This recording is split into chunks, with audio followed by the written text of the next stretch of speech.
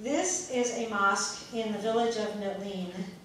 This village is currently the most active site, I believe, of the resistance, nonviolent resistance, to the building of the wall, which is, if it's built where it's slated to be built, will completely isolate the town of Belin from all of its farms and orchards, making it impossible to maintain life there. This is the newly constructed, oh my God, we're really running late, school in Belin, complete with bullet holes from the soldiers who occupy it every Friday when there is a demonstration against the wall. And this is another form of nonviolent resistance in the town of Belin. These are their own roads into the orchard for the harvesting, the carrying of the olive harvest out of the orchard, which they have littered with these huge boulders so that Israeli tanks cannot travel down that road.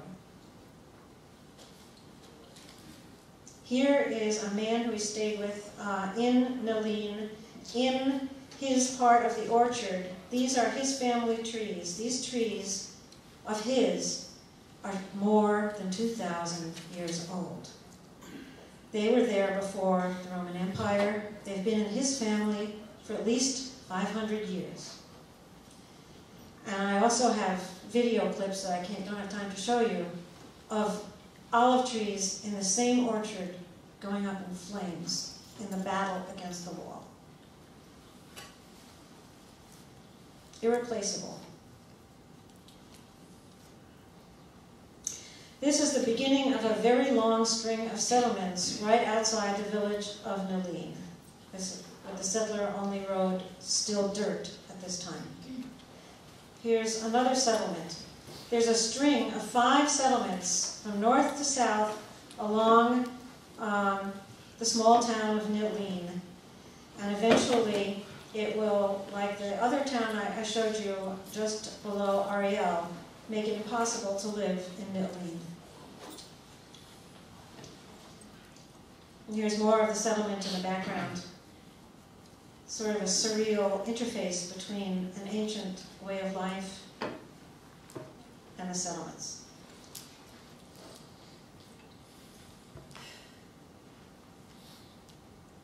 It's a terrible picture, but this is the northern edge of that string of settlements. And here you see the road into the town from the orchard, which has also been blockaded by the citizens with rocks to prevent soldiers from entering. And here is what the ground of the olive orchard is littered with.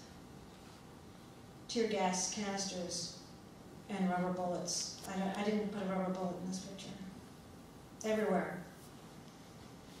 This is a little boy who was shot at point-blank range with a real bullet by an Israeli soldier because he threw a small stone, at the Jeep.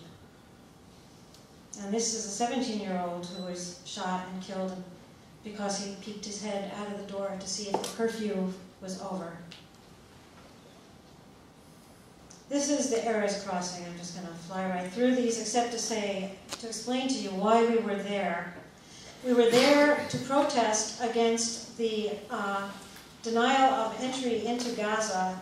This was at the end of October, before the recent invasion of Gaza, by the doctors in our delegation, because the delegation had been timed for this particular date to coincide with an international conference on mental health in Gaza City.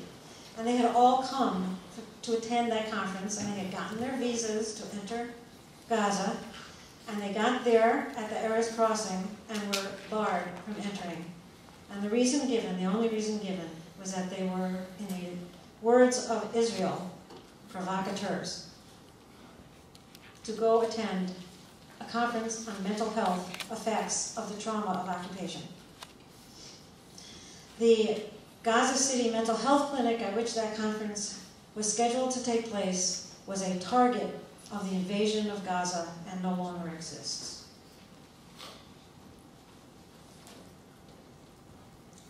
This is a photo in a display at the Ramallah Palace of the Arts where there was a hookup to the conference, mental health conference attendees who were in Gaza City. Those are the doctors from Gaza who couldn't get out to Ramallah, and so they hooked up electronically.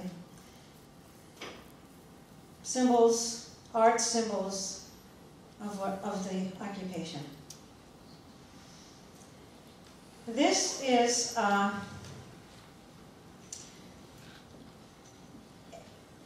man who is currently the Minister of Defense for the Palestinian Authority. I'm going to show you another picture of this man. Notice the marks on his face. He had been imprisoned for 2 years. When we met with him, he had just been released from prison. And I'm going to show you what he looked like before he went to prison in 2006. This is a photo of him in 2006.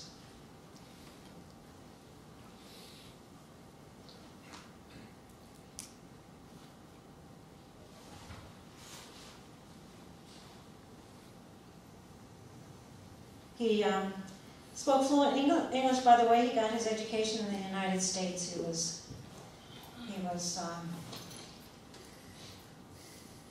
in prison because he was elected. This is a checkpoint. I photograph it to show you what happens to houses next to checkpoints. The residents get evicted for being too close and therefore posing a security risk. And this is the world of Israel. This is the Baha'i temple. I have Tel Aviv here, but that's wrong. It's in Haifa, I think. This is a town. This is actually inside Israel. It's now a dairy farm. And this man is a victim of the Nakba. He was a resident of the town. He's showing us the map of his town that was on this site in 1948. We're standing on the site of what was his town. Here's the town now. And what you see is a pine forest on the town. These are pine forests that were planted with the funds that the Jewish National Fund collected in those little blue boxes that people of my generation remember dropping quarters into when we were kids to help the state of Israel to reforest the empty lands, or so we were told, of the state of Israel. And these pine trees are European pines. They're not native.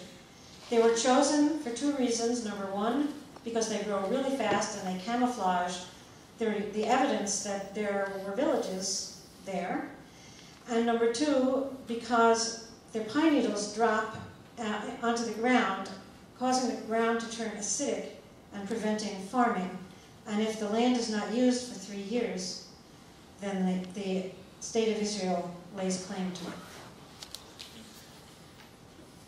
This is the birth of that town of Lejeune, which is now a Jewish dairy farm. And back here, these are the remains of the village.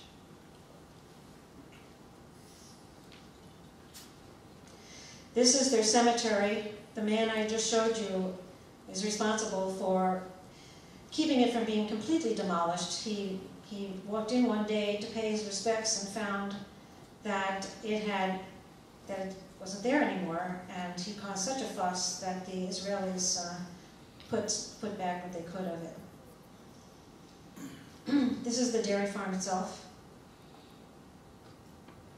And this night had already fallen, so forgive the photograph.